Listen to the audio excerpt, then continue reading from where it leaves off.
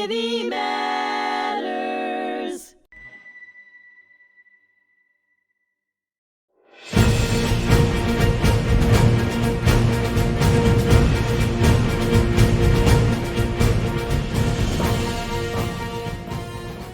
Hello, and thank you for joining me today. I'm your host, Richard Acritelli, and on today's episode of The Fog of War and Humanity here on hmTv, my guest is Eric Spinner. He will join me about his conversation for his love of history, his experiences, and his time as an educator. Here we go, Eric. Let's get started. Where did you grow up as a kid? Thanks for having me, Rich. I started out in Brooklyn, as most of us good New Yorkers do.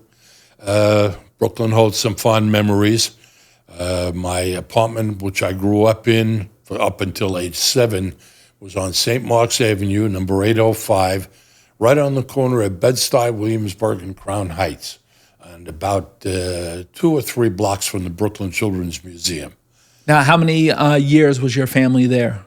They were there until I was age 7.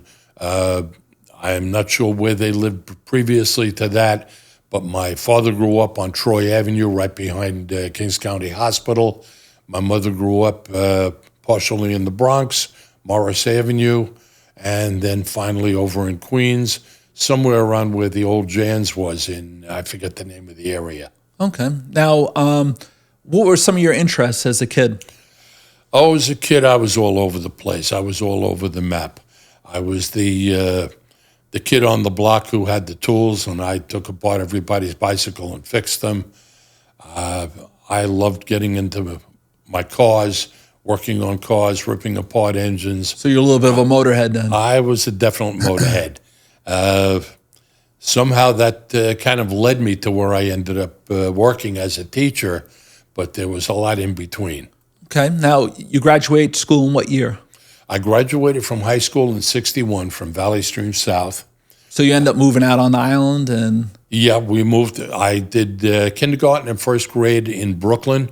I'm trying to remember the number of the school, PS 382 or something like that. It was about 4 blocks from the house. And then we moved to Valley Stream. I went to Brooklyn Avenue School, probably the oldest school in the district. What were your recollections of like the differences between you going from Brooklyn to, I mean, at that time, like Valley Stream today, it's pretty close to the Queens border. Oh, it was right on the city line. Right, and but years ago, Valley Stream was an interesting place. As far as the schools, we were about a year ahead of the New York City schools. So when I came into Valley Stream, I was already a year behind. I managed to struggle through school. I made it through grammar school. I made it through high school by the skin of my teeth. My parents were both teachers, and unfortunately, I was not Joe's student. I managed to make it through, always involved in something mechanical, something electrical. Worked in a gas station part-time when I was in high school. So you like to work with your hands, right? Yes, always. I think one of the biggest challenges of my life was at about age 9, I had inherited a Lionel train set from my cousin.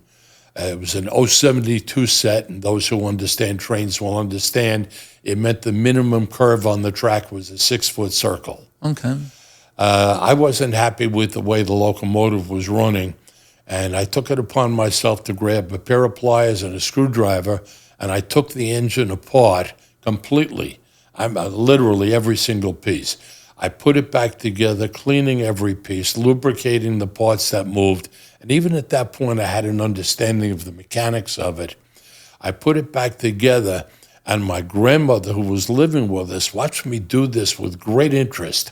And when I put it back on the track, hooked it up, turned on the transformer, the train ran beautifully. Wow. And she said to me, golden hands. Golden hands. Well, I guess it was something that stuck with me for life because after several fumbles after high school, I actually ended up going into the aerospace industry, worked as an electrical engineering tech and engineering aide, And the opportunity came along in 1969 to take the exam to be a New York City industrial arts teacher.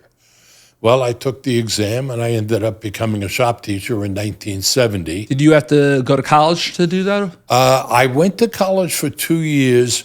Initially, after high school, I studied graphic arts and advertising tech at New York City Tech. It didn't click with me. I learned everything, but emotionally, I wasn't a student. I wasn't ready to do all the work.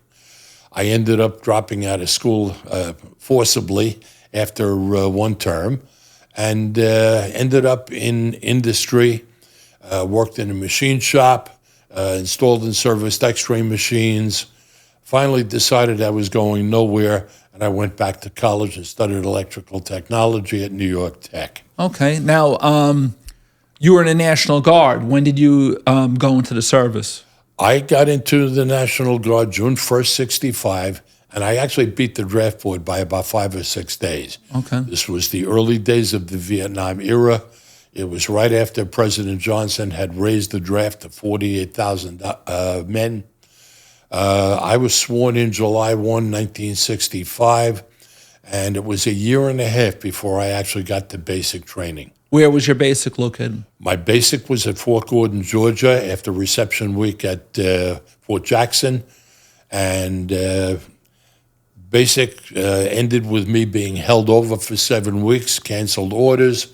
I had gotten sick and had to complete my pro park at the end of basic, and managed to graduate and get through there. Okay. Then they sent me to Fort Sill, Oklahoma, and I was trained as a counter-artillery radar operator. Okay. And that MOS was here on Long Island?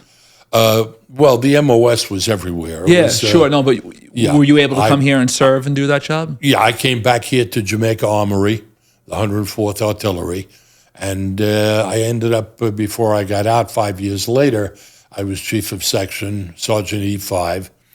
And the funny thing is that they offered me, I got 11 months off because of the postal strike, and they offered me a rocket to go with my stripes at the end of my 5 years if I stayed a year. And I jokingly said, what happens at the end of that year? Sure. They said, we'll give you another rocket. Yeah. Well, was that E6? That was, I would have gone to E7. Yeah.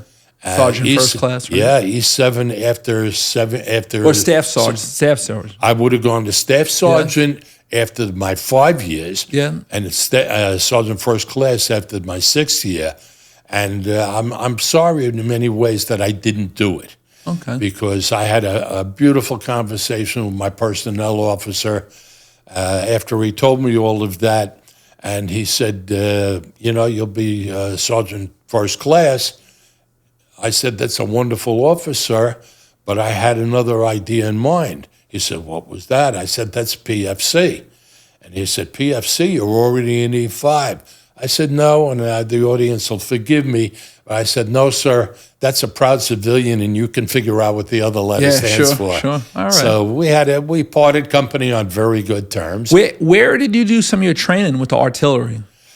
The training was generally up at Camp Drum. And, of course, I trained with them at Drum during the summer camps. And I was out at Fort Sill training for my counter-artillery, where I was tracking mortar rounds and tracking artillery rounds. Okay. Yeah, very interesting.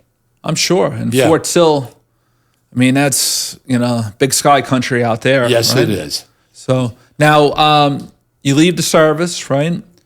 What do you end up doing? You end up teaching? No, at that point I was in industry. Okay. I had been in the aerospace industry working for a company called Rodale Electronics doing aerospace.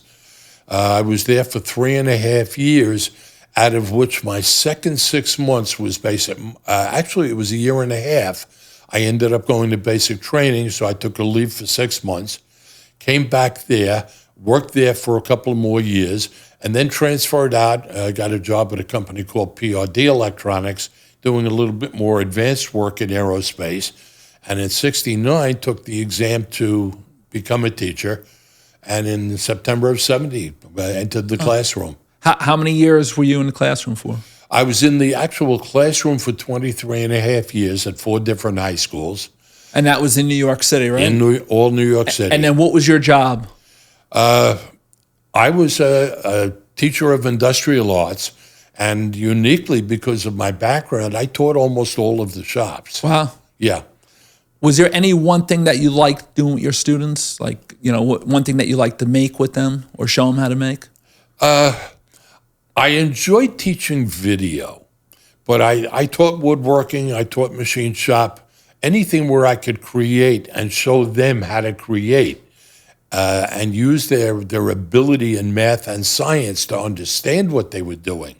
That was my job. Okay. And there was a lot to it, too. It was always changing, right? It was constantly changing. We went from starting out with hand tools, which I always loved. I still love using hand tools. We got into light machine work. Okay. And, I got several students who were proficient on some advanced equipment. Now, can we talk about some of the military and, patriotic and historical organizations that you belong to? Sure. Okay, so let's name one of them that you belong to there. I started out about 15 years ago with the American Legion at the Omaha Post. Okay. I started fixing everything in sight within the first couple of months, and they made me a trustee. Yeah, and those guys must have loved you there, right? It was an automatic thing with me. If something was broken, I had to fix it. It was a compulsion. Now, what was a mission of that American Legion post? The mission of the American Legion, all posts, is identical. It's to help our veterans, to provide camaraderie, to provide a voice in Washington, D.C. and in Albany, New York, and with all of our political reps to make sure that our veterans are cared for post-service. Now, what was probably one of the biggest things that American Legion Post was able to do? We used to do a lot of events over at St. Albans. We would do drives for them to get them canteen cards. We brought over T-shirts, socks, underwear, etc. We organized. Was that the hospital over there? At the hospital. Okay. We ran bingo games for them. It was all to improve their days. Now, what veterans groups were there? What kind of guys did you have there, or women that were there that served? We had representatives at Elmont from almost every branch. Well, actually, every branch of the service, and every war going back to World War II. Wow. Yeah, it was quite a diverse group. And a lot of World War II here on Long Island because of the baby boom and the Levittowns and the GI Bill. And, yes. Expansion of suburbs and everything. And I think Nassau County still has the highest per capita number of World War II vets. And Elmont's a huge town, but it's pretty closely knit. Yes. And I would imagine Valley Stream was probably like that. Valley Stream was like that. When I joined the Elmont Post, I was already living in New Hyde Park, having left one marriage and moved into another. Sure. And I joined the Legion, and actually my wife followed me and joined the auxiliary, and is probably almost as involved as I am with my organizations. It's a good thing. Very worthwhile endeavors, and it's worthwhile, and the fact that we do things in common is also great for the marriage. And it's something because you think it's mostly military, but just look what you spoke about with St. Albans and the hospital and trying to help out, and military but non-military. Military but humanitarian. Yeah, sure. Yes. Now, what other groups do you serve with? I'm a past commander of the Jewish War Veterans, having gotten involved there in Merrick about 4 years ago. I'm a Legion Rider. Now, in Merrick, what were some of the goals that you guys had down there? There, we're following pretty close with the recurrence of antisemitism. We are getting out to events. We're getting out to public events, rallies, etc., where we will stand up for not only the Jews, but we will stand up for all humanity, because we will not tolerate hate. Yeah, we had Mel Cohen here probably about 2 months ago, and Mel said the same thing. Mel's a buddy. Yeah, that we're very concerned about anti-Semitism, but we're looking out for all groups, and we want to make sure that this stuff does not get out of hand, Right. in any way, shape, or form. The only way we're going to stop it is to be involved. Now, how long were you the post commander down there? I was the post commander for 1 year, and then I relinquished it to my buddy Gary. I said, I don't want to do this again for another year. Was that Gary? Gary Glick. Okay. He that year was elected state commander. Now, you can't have two posts, Sure. two offices. So I stepped in for him. And then at the end of the year, I returned to being his senior vice commander. And Gary's a big history guy. I mean, Gary is big on history, but he's also, I call him the Yenta. Yeah. Because he is involved in everything, and he is making matches. Yeah, you'll get emails at 8 o'clock or at 10 o'clock at night from him. 8 o'clock in the morning or 10 at night. I get the phone calls, the emails, the text messages, and generally speaking, his response to me, because he can't get me, because I'm so busy, is okay. I'll talk to you whenever you're around. Yeah, there's a guy in my VFW post 6249 in Rocky Point, Joe Cognatori. And he was at the thing that we saw each other at the Coalum building over in Central Islip for the liberation of the concentration camps and the Holocaust and the month of May and remembering. Well, he's kind of like Gary Glick there. He was involved in the federal, the state, the county, and then our post as well. And those guys are very, very important. Because they're like the chiefs. They handle a lot. Well, it's nice to know all of these people and to be involved in the events. And I've been fortunate because my stepson ran for Congress in the 4th CD in 2010, 12, and 14. I've been privileged to know a lot of the political players. Was he successful at anything? Unfortunately, no, and I won't get into the politics of it. It's all politics. It is literally all politics. And politics is changing a little bit in Nassau County. But just to make that run and to get on a ticket and gain some support and a little money behind you, it's a daunting task. It's a lot of work. And he's an attorney. I guess I'm very proud of him. I'm extremely proud of him. He was the Columbia sophomore who took on the Parks Department and the VA over the restoration of Grant's tomb. Wow. And managed to get, by lawsuit, got money to restore it. Wow. He's president of the Grant Monument He died Association. in 1885, so Yes. it definitely needs upstate New some York. caring, He was upstate New York in his mansion when he died. Wow. At Now, Grant's Cottage. what's other groups that you American Legion Riders. Okay. At almost 82, I'm still on two wheels. Did you ride today? Because I saw you saw my bike outside. Yeah, sure. Yeah, I love riding.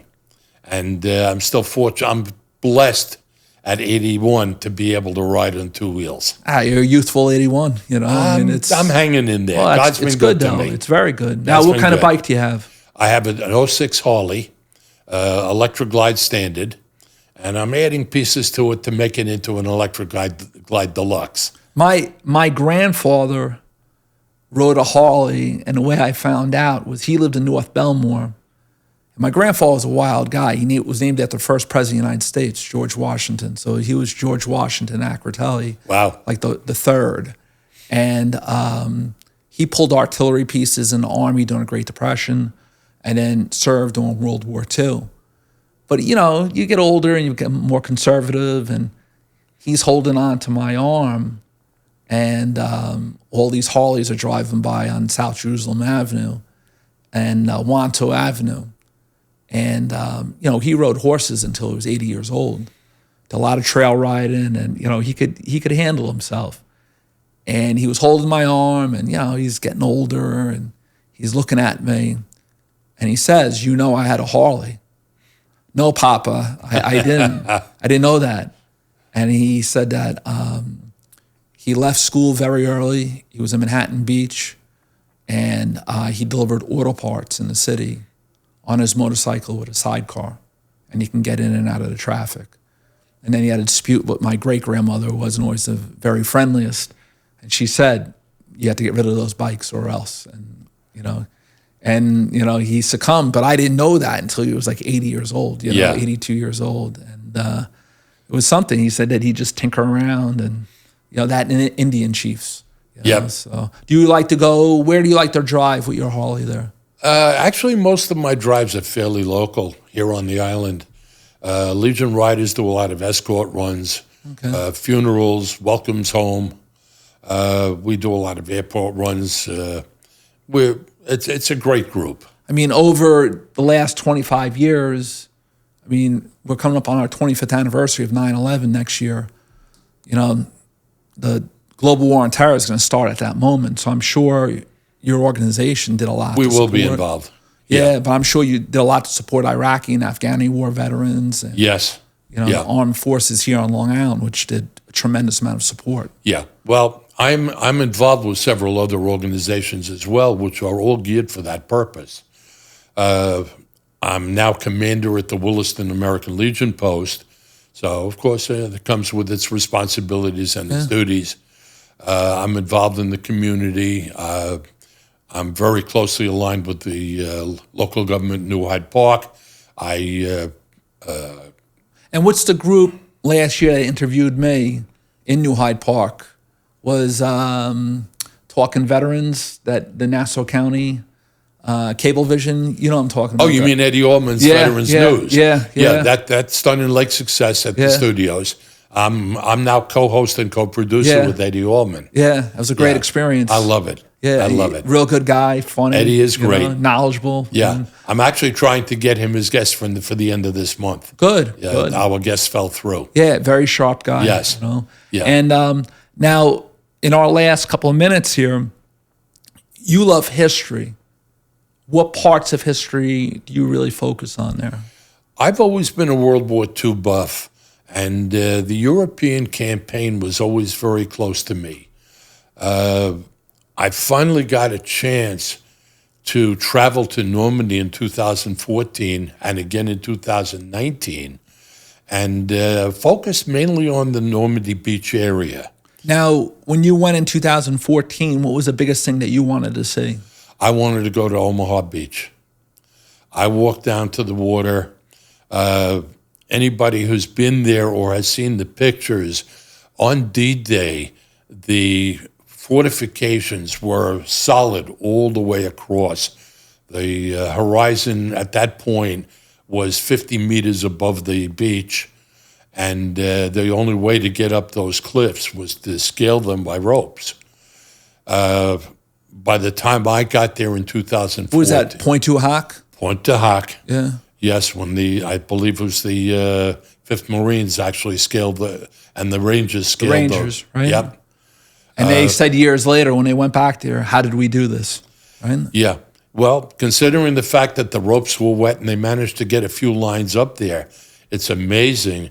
But the side on which they came up was not as heavily armed and fortified, and they were able to catch the Germans by surprise. Amazing, right? Yeah. And a lot of these were young guys. They were all 18, 19 years old. Guys that we would have had in class as both being teachers and working with that age group. And at that time, a lot of them would not have gone to high school to be a senior. They would have been in uniform. Right. So. Yeah, I had friends from World War II. Some of my sergeants from the Armory in Jamaica. One of my closest friends, the one who actually got me into the Guard, he was a World War II sergeant, middle of his junior year, dropped out of school, was drafted, and he was in the Pacific.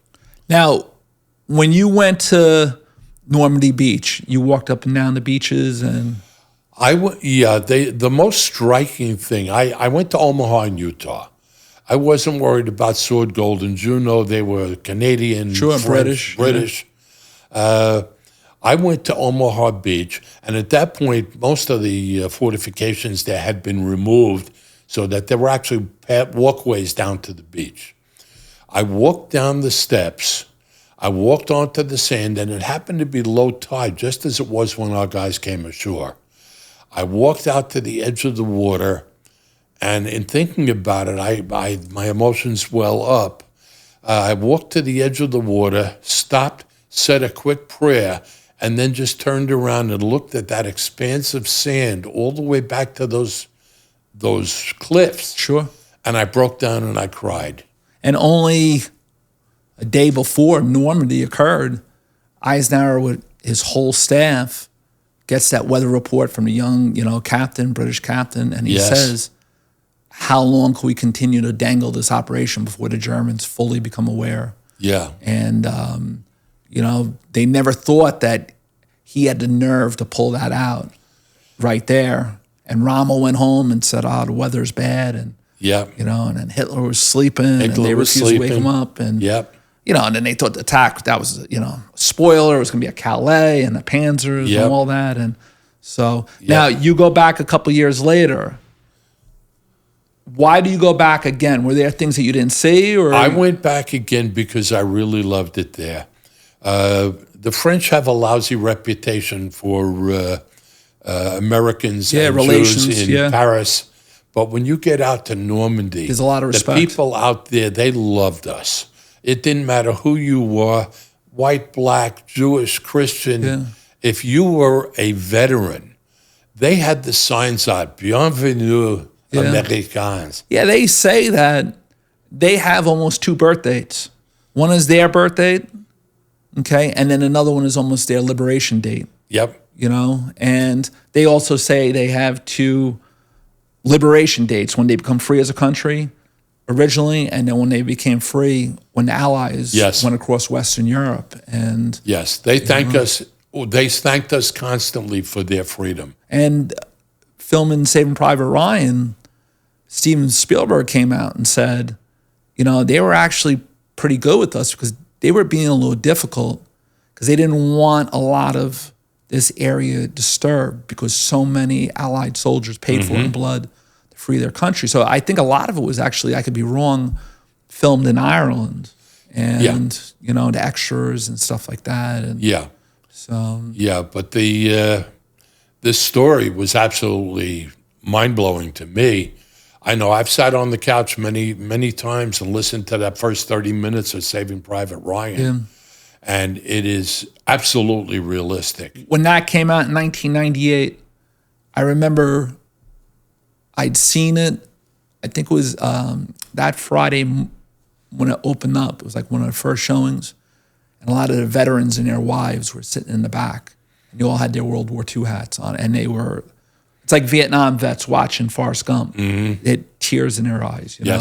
And you kind of realized, there's got to be a lot of truth to this, that Spielberg did a heck of a job. Yeah, well, between that and Band of Brothers, you have the 2 most realistic and honest movies. Yeah, and Band of Brothers showed from the other perspective of the sticks in the wind, jumping in behind the invasion and, kind of hitting the rear a little bit.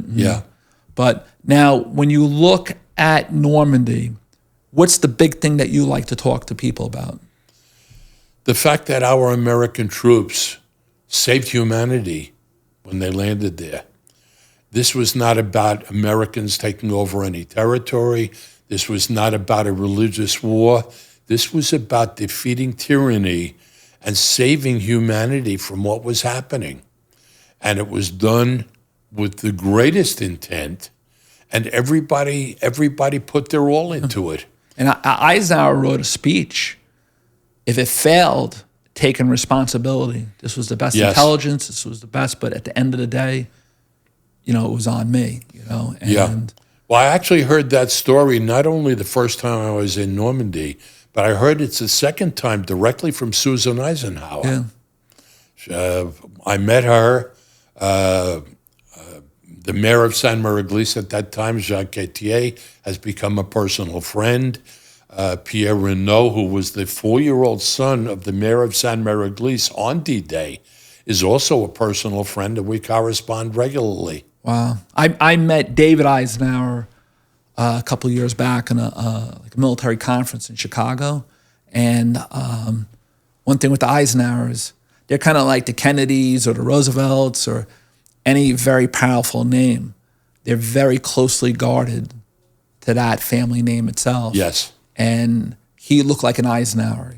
He was like partially bald. They said always about the Eisenhowers that they had that big, firm chin, know.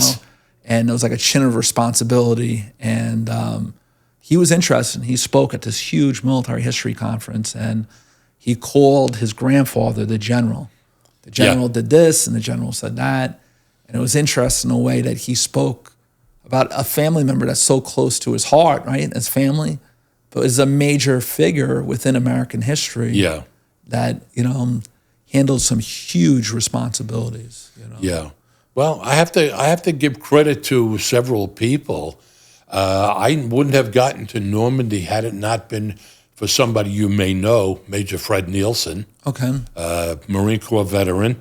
Okay. He introduced me to people in Locust Valley from Operation Democracy, because Operation Democracy had a special relationship with the city of San Mariglis, because Martha Breasted, who was a resident of Locust Valley, said that these people in San Mar were suffering because of the war, and she formed an organization called Operation Democracy, and the two cities became sister cities. Wow. They ran relief benefits here. They brought them clothing, food, whatever they needed.